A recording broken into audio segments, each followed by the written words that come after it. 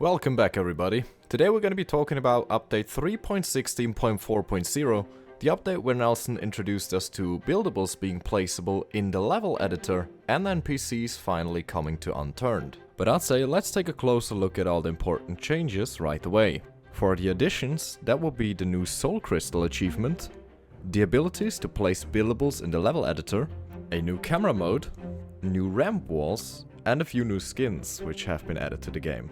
Also a very important change for all these server admins out there, you can now use formatting as you can on your signs in your server description. So you now do have the ability to make your server even more unique.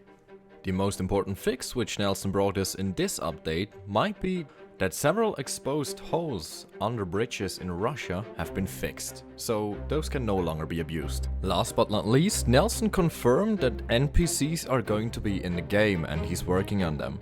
But I'm gonna be telling you more about the NPCs at the end of the video.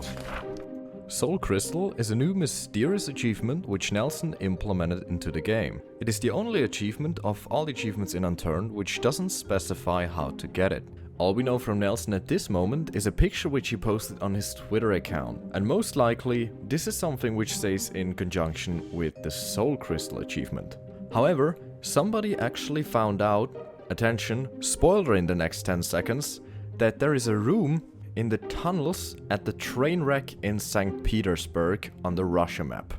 And he posted this picture of something which looks a lot like a crystal. However, we still do not know how to get in there, since the guy who took this picture used camera mode. Buildables like doors being placeable in the level editor is something Nelson announced quite a while ago. Now you're finally able to place things like rain barrels, barricades, or even doors in the level editor, so that those things are on the map by default. That way you can create awesome bases or simply put doors into buildings. I think that this opens up a lot of opportunities and I like to see what the community does with it. You can activate the new camera mode by pressing F6 and being in third person. However, this does only work if you have cheats activated in single player or on the other hand if you are admin on your server. In the camera mode you can move, remove and rotate base parts very easily as if you are in the level editor. This gives you quite a lot of new opportunities. As an example, you can place doors like this. Now, whether you want to have your base secured like that, well, I think that's personal preference. Speaking of base buildings, the newly added ramp walls, which have the IDs of 1414 to 1418, give you an opportunity to make your ramps look a lot better.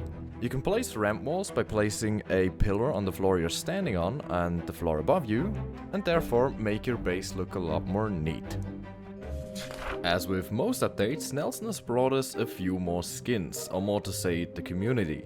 In this week's update we have the Aftermath Echo, the Cosmic Boom Fusilath, the Crinus Fusilath, the Duro Calling Card, the Era Echo, the Jackpot Eaglefire, the Permafrost Night Raider, the Retro Sport Crossbow, and the Sterilized Honey Badger.